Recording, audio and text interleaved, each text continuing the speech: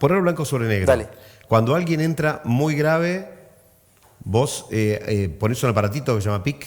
Claro, cuando un paciente tiene un trauma de cráneo grave y no hay ninguna lesión evacuable, me refiero, no hay ningún hematoma que uno pueda sacar, porque uno lo ve desde la tomografía computada, se coloca este sensor que permite monitorizar la presión que hay dentro del cráneo. Presión intracraneal, PIC, el PIC. claro. Es un catéter que es como un termómetro cerebral.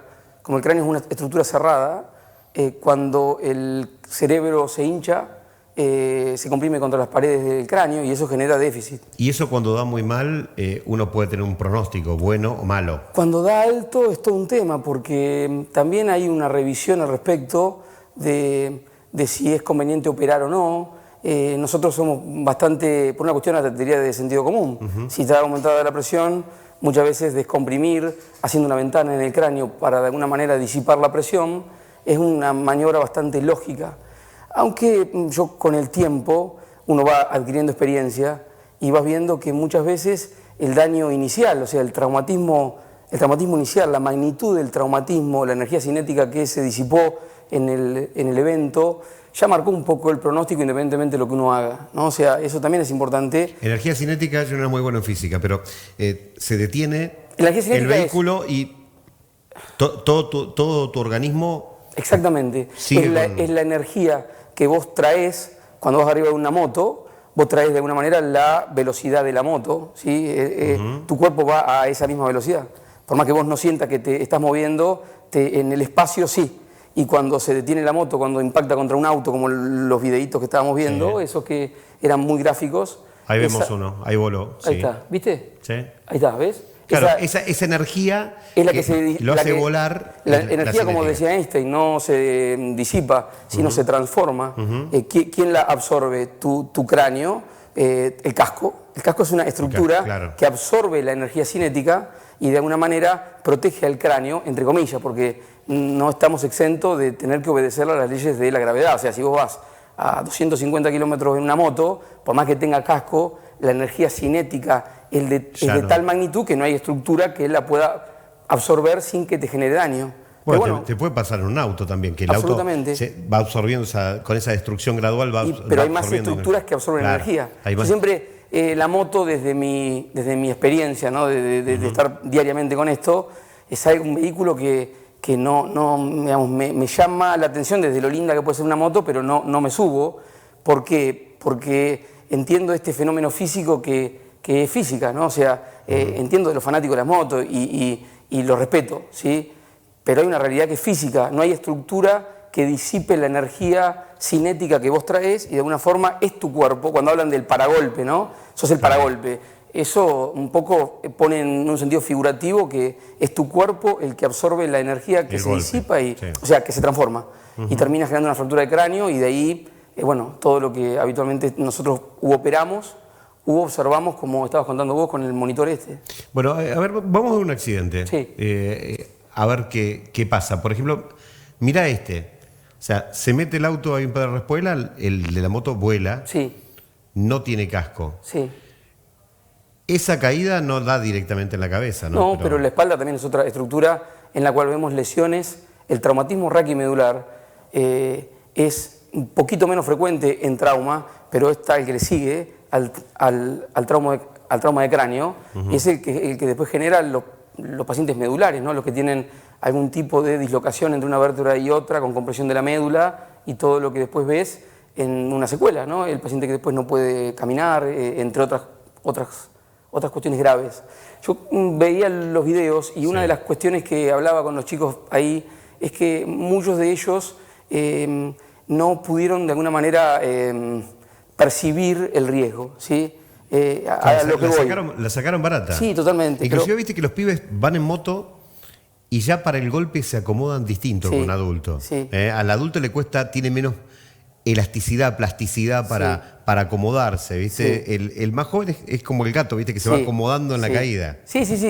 Yo he visto caídas de motociclistas profesionales y vos ves que hay toda una técnica para caer y tratar de que la energía no sea absorbida por su cuerpo, más allá de los trajes especiales que tienen y todo eso. Podés ser una bailarina con el cuerpo, pero la cabeza mucho movimiento no tiene. Obvio, y el casco es categórico. O sea, y vos sabés que he tratado un montón de pacientes que ese día no se pusieron el casco porque iban hasta la panadería. Hasta ahí nomás. Pero eran 2 cuadras, literal. Parece una locura, pero bueno, después uno lo analiza desde otra perspectiva, ¿no? Pero fueron hasta la panadería, 2 cuadras, no se pusieron el casco y pasó. ¿Qué va a pasar acá, no? Exactamente. Y escúchame, ¿qué diferencia puede hacer un casco? Porque uno ve cascos muy buenos, que te pueden llegar a vender, no sé, una moto BMW con una moto importante, y tenés otros cascos que son plásticos, son un poco de poliuretano expandido, con un entelado más leve. ¿Igual aún esos protegen? Sí, todo suma,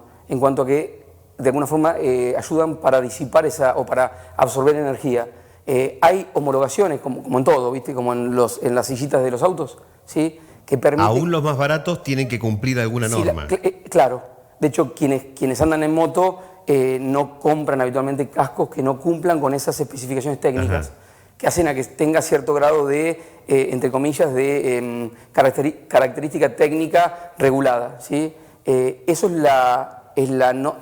lo que uno quisiera como ideal. La realidad es que el hecho de que lleven algo, ¿sí?, ya hasta cambia la conducta. Yo te contaba que el que anda sin casco no solamente anda sin casco, tiene una serie de conductas que van desde ir tirado manejando hasta hacer wheelie y toda digamos, los modismos de andar en forma peligrosa en una moto. Sí, la gracia completa, sí. Claro. Bárbaro. Hablamos de una conducta. Sería más que como un Rápido y Furioso de su desarrollo, ¿no? Sí. Pero a ver, y es difícil también entender esto porque es moda. O sea, porque vos en los 80 te comprabas una moto grande, que las primeras Honda que habían venido y todo lo demás, y lo primero que hacías te ponías un casco gigante porque eso daba onda. Hoy en día no pega onda ponerse un casco. No. Es más, los chicos le arrancan elementos de seguridad a las motos. Sí, lo habíamos hablado. Le sacan escape, le sacan los espejitos. Es difícil contra eso. Es muy difícil. De hecho, evidentemente, esta no es la vía por la cual uno tiene que concientizar. Ya lo hemos hecho y fracasamos. Me parece que seguir repitiendo lo mismo nos va a llevar al mismo resultado, no hay otra forma. Creo que hay que cambiar de paradigma, me parece que hay que enfocarlo desde otro lado. Siempre hablo del recurso sanitario, que es un poco el que se consume también cuando el paciente llega al hospital, ¿sí? Hablamos de un recurso que es finito, no es infinito. Y ese recurso, de alguna manera, después lo puede necesitar la abuela del que iba en el casco, sin casco. O lo atendés al jubilado del PAMI que está haciendo colas 700 años a veces en el hospital. O lo atendés a este chico que decidió salir sin casco y se golpeó y uno entiende el dolor de la familia y todo lo demás. Pero y que por otro lado... pero antes se podría haber evitado. Y claro, cuando le preguntás por ahí, hablan de conceptos de yo me cuido solo o soy el dueño de mi vida y es real, pero hay derechos y obligaciones, ¿no? O sea, no todos son derechos. En otro país, acá son solo derechos. Bueno, pero creo que acá estamos llenos de derechos, obligaciones no hay para nadie. Sí, pero por ahí nosotros, en ese sentido, ¿cómo pienso hoy? Hoy pienso, bueno, esta es la realidad, esto es lo que hay. No lo vamos a cambiar, es la cultura, la sociedad en la que nos desenvolvemos. Bueno, ¿cómo? Y ahí viene un poco el ingenio, ¿sí? O esta capacidad de, a ver, con lo que hay, ¿qué hacemos para tratar de cambiar? Y ahí es donde me parece que un foro, ¿sí? Un grupo de gente, los que tratamos esto desde el final. Nosotros no tendríamos que formar parte del combo, porque la idea es que no pase, ¿sí? Es como cuando uno trata una enfermedad que era prevenible con una vacuna. La idea es que no tratemos. Que lleguemos antes. Claro. Vos sos neurocirujano, hay un montón de traumatólogos también que entienden en todo este problema. Ahora, los traumatólogos pueden tener una segunda chance. Entonces yo me caí de la moto, me puse una placa acá, tengo 10 tornillos, manejo el brazo bárbaro, no tengo ningún problema. ¿Cuántas segundas chances te da la cabeza? Muy pocas. De hecho, yo te diría algo. Todo paciente que tuvo un trauma grave de cráneo, por más bien que queda, no es el mismo que antes. Yo te diría, viste que hablamos de zonas mudas del cerebro, zonas que en principio no tienen una función de motricidad o que tengan que ver con el habla, pero me parece que es soberbio hablar de que existe algo adentro de la cabeza que no tiene una función, ¿no? Que no la conozcamos es distinto, ¿no? Entonces yo ahí, desde lo que veo, ¿no? La mamá que dice, pero yo lo noto distinto. Generalmente exacerban todo lo que antes estaba latente, ¿no? Si era de una conducta, llamémosle, un tanto de libertad y había que contenerlo, bueno, se exacerba.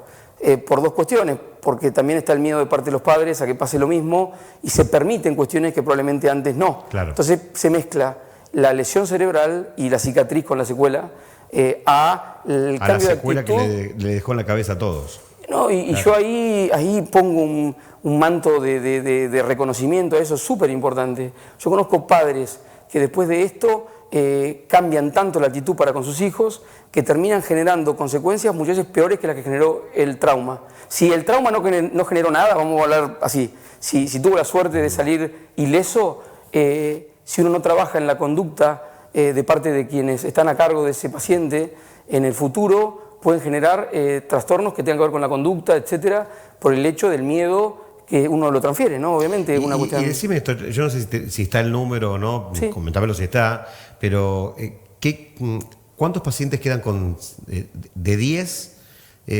¿Cómo se da el caso? ¿Cuántos tienen sobrevida? ¿Cuántos tienen una vida completa? ¿Cuántos tienen media vida? O sea... el número que está es el de un traumatismo grave de cráneo, que se define como aquel que entra en coma, para simplificarlo, ¿no? Después de un traumatismo, está en coma y llega en coma al hospital, sí. El 50% se mueren. Simple, es un montón. Es un montón. 1 de cada 2.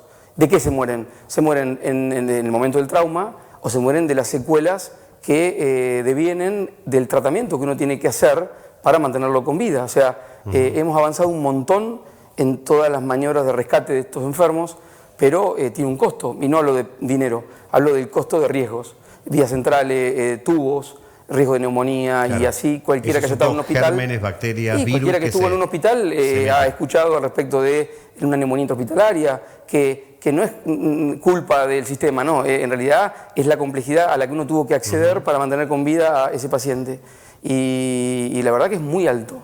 Y de los que sobreviven, ahí viene un poco tu pregunta, en traumatismo grave de cráneo la inmensa mayoría quedan con algún tipo de secuela, percibible o no, y ahí entramos en otro tema que es como te contaba, la mayoría quedan con secuelas importantes, hemiplegia, el que tiene la suerte de poder movilizarse y hacer una vida, entre comillas, autónoma, siempre quedan con trastornos de carácter, o en lo finito, siempre en lo finito, sí, en el día a día, la mamá, la pareja, alguien lo detecta y es muy claro sobre ese punto que quizá desde afuera uno no lo ve, no decir, che, bueno, más o menos si camina y te entiende y habla, crees que está normal, pero la vida es mucho más y creo que estamos de acuerdo en eso, ¿no?